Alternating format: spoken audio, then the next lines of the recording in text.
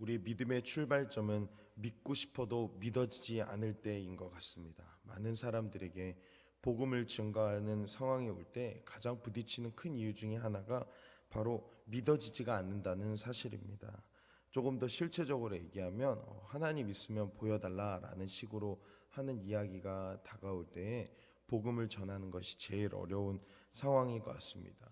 어린 나이에 저도 많은 시간 노방전도를 하는 시간을 가졌었는데 매일매일 나갈 때마다 양반된 그 상황을 많이 겪었습니다. 어떤 분들은 따뜻한 유자차나 커피를 주시면서 힘내라고 하시는 분들도 있었지만, 때로는 저에게 다가와서 길에서 뭐 하는 거냐 하면서 손가락질하고, 도대체 살아있지도 않은 하나님이 어디 있냐 라고 하면서 손가락질을 하고 가는 경우도 많았습니다. 참 그렇게 때로는 우울하기도 하고 때로는 기쁘고 감사하기도 했던 그런 시간을 많이 보냈었는데요. 믿음이란 무엇일까? 그냥 보이지 않아도 고지 곧대로 믿는 것이 믿음일까? 이런 생각도 하게 되면서 참 믿음에 대한 고민을 많이 했었던 것 같습니다. 오늘 부활절을 보내고 난 오늘 이 다음 날 여전히 우리는 부활의 삶을 누리며 살아가야 하는 줄로 믿습니다. 오늘 왜 부활이 우리에게 기쁨이 되며 이것이 또한 우리의 믿음과 어떻게 연결이 될 수 있으며 우리가 이 믿음을 왜 하나님께 이 시간 더 올려드려야 하는지 잠시 그 말씀을 좀 나누고 싶습니다. 오늘 우리가 함께 읽은 이 요한복음 20장은 사실상 요한복음의 마지막 끝나는 이야기입니다. 21장은 부록과 같은 개념이라고 합니다. 이 요한복음의 마지막 부분이 어떤 한 제자로부터 시작된 의심과 그리고 그 의심에 응답하시는 예수님의 이야기로 매듭을 짓는다는 것은 나름대로 굉장히 의미가 있습니다. 그리고 어떤 의도와 목적이 있는 것을 알게 됩니다. 우리가 믿음의 길을 갈 때 어떻게 믿냐라는 것입니다. 결국은 예수님을 직접 보고 만나게 되는 사람도 드물게 있기는 하지만 예수님을 전하는 사람들의 그 말을 듣고 우리는 그 믿음을 갖게 되는 것 아닙니까? 따라서 이 요한은 이 기록하는 이 마지막 부분에 도마의 이야기를 기록함으로써 결국 올 세대가 예수님의 제자들이 전하는 이 간접적인 증언을 듣고 믿게 되는 이 사건을 염두에 두고 있다는 것입니다. 우리는 결국 누군가의 말을 통해서, 목사님의 말을 통해서, 어떤 사람의 말을 통해서 전하여진 복음을 듣는 것이 참 우리에게 큰 영향을 받기 때문에, 그리고 이를 통하여 우리의 믿음이 더욱더 하나님 앞으로 나아갈 수 있는 그 통로가 될 수 있기 때문에 이 도마의 사건을 기록하고 있다는 것은 대단히 중요한 의미를 지니고 있습니다. 오늘 도마는 어떻게 해서 불신했는지, 그리고 어떻게 해서 믿게 됐는지, 그의 불신의 이유는 무엇이고 그의 믿음의 고백은 어떤 것인지를 잠시 살펴보겠습니다. 첫 번째, 도마는 12 제자 중에 한 사람이었습니다. 그런데 이 도마가 예수님께서 오셨을 때 우리 말씀을 보면 함께 있지 않았다라는 것입니다. 우리가 보통 흔히 도마를 의심 많은 도마라고 합니다. 그런데 어떻게 보면 도마는 항변할 수도 있어요. 아니, 내가 왜 의심이 많다고 합니까? 나는 확인하고자 했을 뿐입니다. 아니, 그럼 내가 못 본 것을 봐야 된다고 지금 합니까? 아니, 내가 확인하는 게 무엇이 그렇게 잘못된 것입니까? 그냥 무턱대고 믿는 것보다도 정확히 내가 믿어야 되는 것을 믿는 것이 어쩜 그런 확고한 나의 태도와 나의 신념인데 그것을 무시하는 것은 아닙니까? 라고 항의할 수도 있습니다. 내가 분명히 확실하게 굳게 믿고자 해서 하는 내 질문을 그렇게 폄하할 필요는 없습니다. 그래서 우리가 일방적으로 의심이 많다라고 하는 것은 어쩌면 한쪽의 시각이고 본인의 입장에서는 분명하게 조금 더 확실하게 믿고자 하는 노력이었다라고 말할 수도 있을 것 같습니다.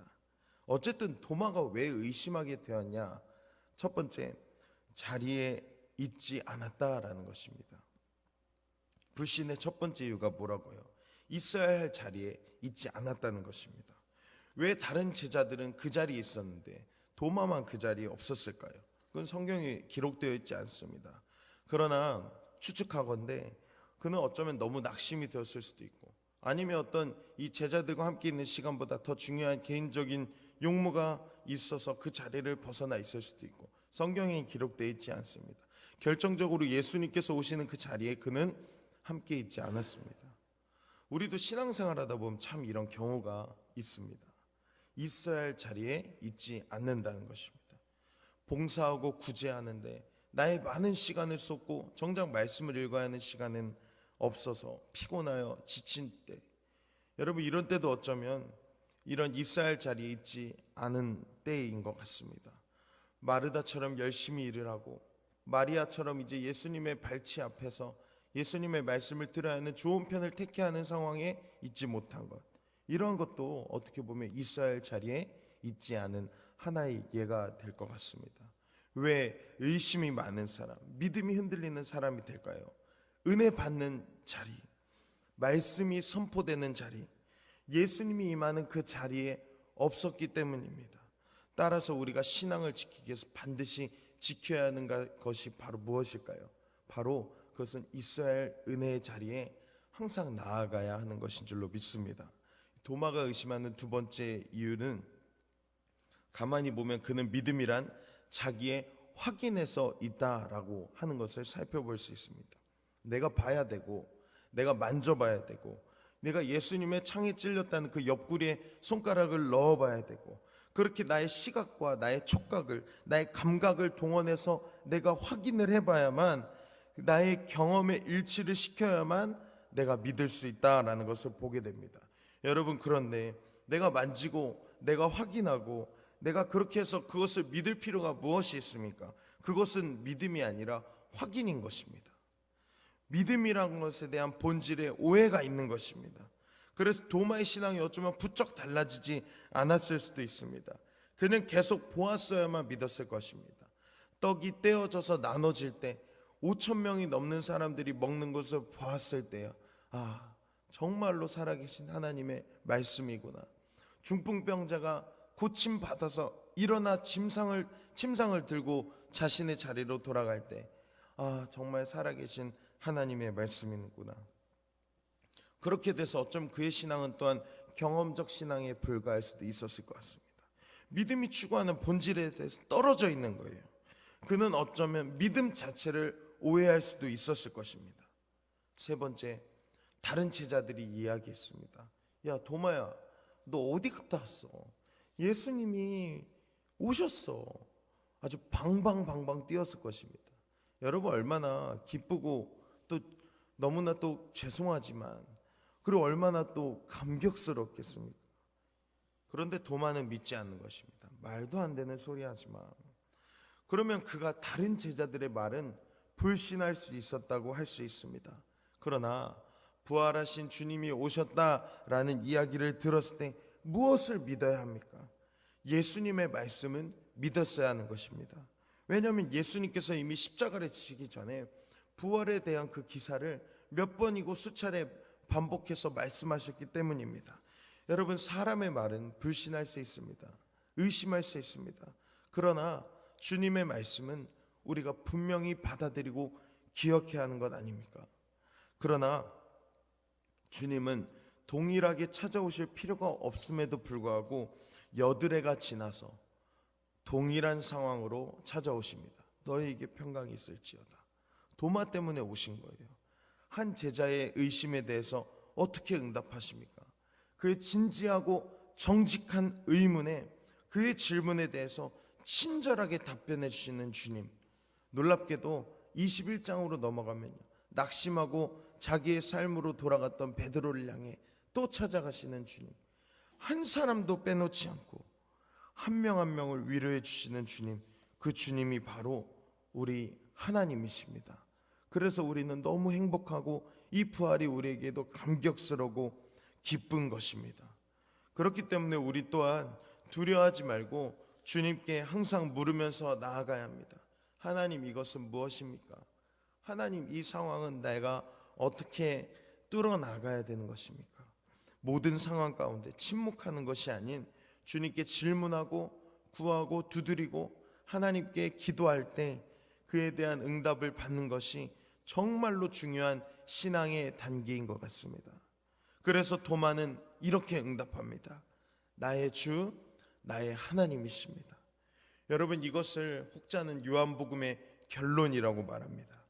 의심하던 한 사람이 믿음을 갖게 되고, 그리고 예수님은 나의 주님이시오 나의 하나님이십니다 라고 하는 이 고백이 바로 이 요한이 여기까지 기록하게 된 목적이다 라고 말하고 있습니다.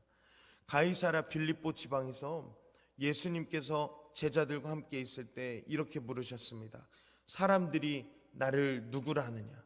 주여, 더러는 선지자라고, 더러는 엘리야라고, 더러는 하나님의 사람이라고 합니다. 성경의 인물도 말합니다. 그때 너희는 나를 누구라 하느냐라고 했을 때 베드로가 아주 유명한 고백을 합니다.